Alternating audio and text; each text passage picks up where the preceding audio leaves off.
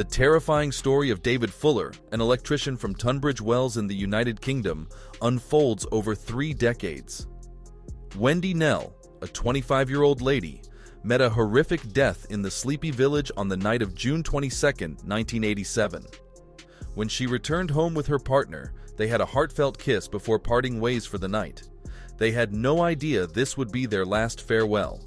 Wendy's absence from work the next morning caused worry among her co-workers, prompting her boyfriend Ian to uncover a shocking discovery in her bedsit. Wendy was dead, having been viciously beaten, strangled, and molested. The invader had left DNA evidence, but at a time when forensic technology was in its early stages, investigating such horrible crimes was difficult. However, Wendy Knell's bedsit turned into a disturbing crime scene, revealing a very unnerving gap, an unsecured and weak window that allowed an intruder to penetrate undetected. A perplexing mystery evolved as detectives explored Wendy's personal life, looking for probable motivations among jealous exes or hidden companions. Investigators were baffled by Wendy's enormous popularity and the absence of recognized rivals, leaving them searching for leads. A troubling hint appeared in the shape of a shoe print on Wendy's shirt, implying a link to a Clark sports trick trainer, presumably belonging to her attacker. This horrible burglar not only took Wendy's life, but also stole her journal, pocketbook, and keychain, turning these intimate objects into ghoulish reminders of his awful conduct. An unsettling interaction occurred the night before Wendy's sad death, as a stranger warned a neighbor about the hazards of keeping windows open.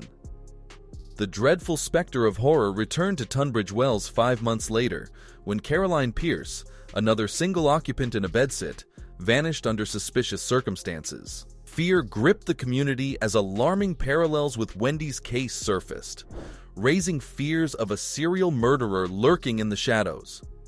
Caroline, like Wendy, worked as a shop assistant on the same road and lived within a mile of her ill-fated predecessor. Information circulated of a mystery person lurking in their neighborhood prior to their disappearances, enhancing the townspeople's sense of vulnerability. Investigations into Caroline's life, like Wendy's, showed a lack of recognized opponents or disputes, adding to the widespread concern of a malicious entity at large, striking seemingly at random. As the inquiry revealed no clear pattern or motivation behind these heinous actions, the community's collective concern reached unprecedented heights. The disconcerting similarity between the instances heightened the frightening uncertainty, casting a shadow over Tunbridge Wells's life. Information of a mystery figure wandering the outskirts of these sad occurrences stoked conjecture and dread, leaving neighbors terrified that they too may fall victim to the faceless monster lurking in the shadows. The community was seized by a strong feeling of dread in the aftermath of these inexplicable disappearances and terrible killings. The idea that the culprit may be among them, a ghost capable of perfectly blending into the fabric of normal life, created great anxiety in every part of the town. The once comfortable routines now carried an undertone of fear, as neighbors regarded one another with distrust, unsure of who might be harboring such malevolence inside. Tunbridge Wells faced an unusual task in coming to terms with the harsh fact that a serial murderer had invaded their midst as the investigations proceeded, exposing the sordid underside of these killings. The lack of obvious motivations or recognizable foes undermined any illusion of security, leaving inhabitants with an uncomfortable sense of vulnerability. A little town's delicate tapestry unraveled, revealing the frailty of its social fabric. Furthermore, Wendy Knell and Caroline Pierce's story, a terrible episode in Tunbridge Wells's history, painted a tale of dread and bewilderment. The echoes of their terrible experiences stayed in the community's collective consciousness, forever changing the idea of safety and trust.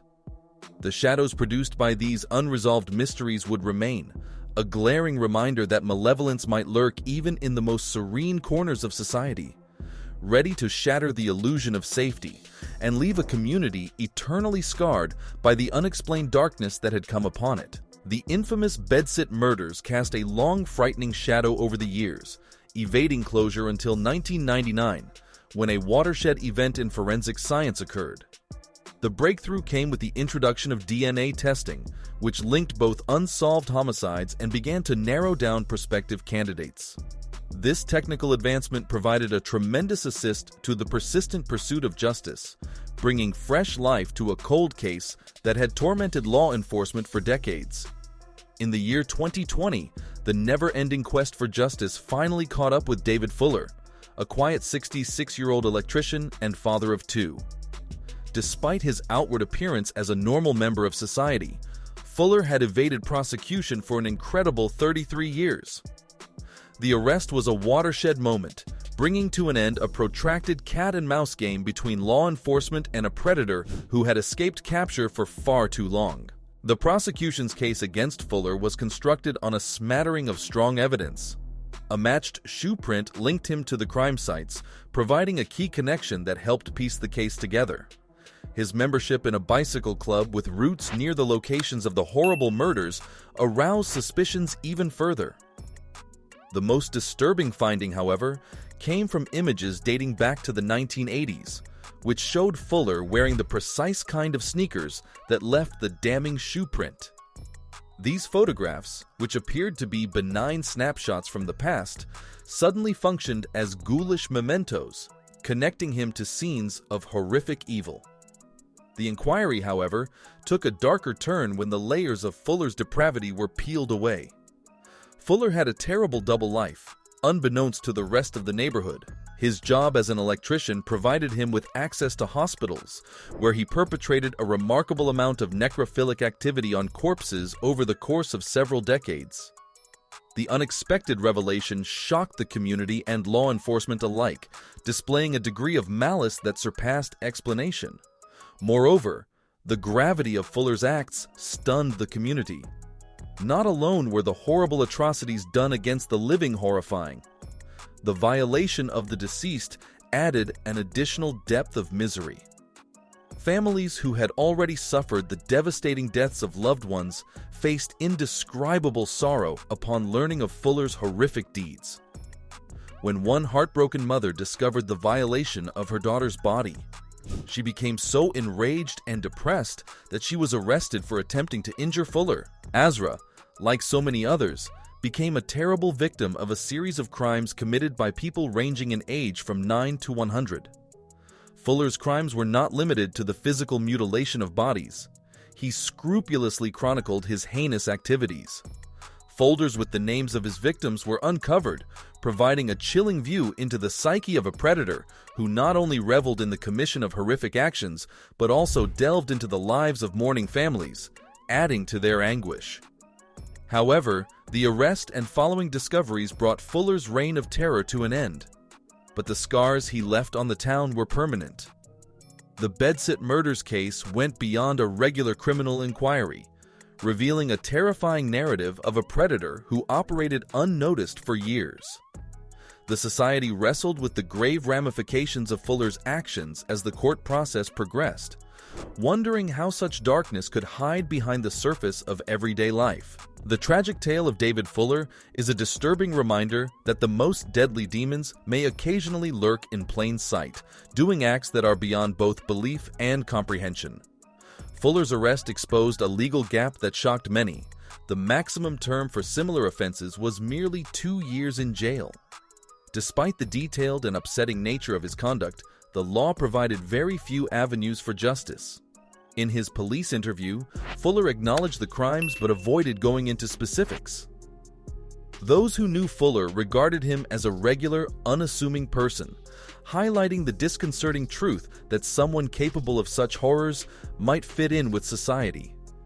Fuller first pleaded manslaughter on the grounds of reduced culpability, but modified his plea to guilty in November 2021. He may never feel freedom again if he is subjected to a lifetime tariff. The scope and gravity of Fuller's crimes in hospital morgues established a bleak precedent in British judicial history. The police department spent $1.5 million and sent 150 officers for family assistance to deal with a situation unlike any other. The gravity of the atrocities stunned communities and authorities, highlighting the dark depths of human depravity personified by David Fuller.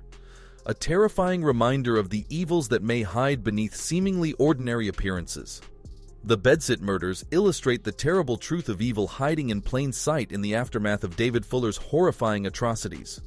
While justice is sought, the community is haunted by the unsettling question: how can we protect ourselves against people who blend into society while harboring awful darkness within? Well, that's it for today. Make sure that you like and subscribe to our channel for more amazing videos. Thanks for watching the video. We'll see you at the next one.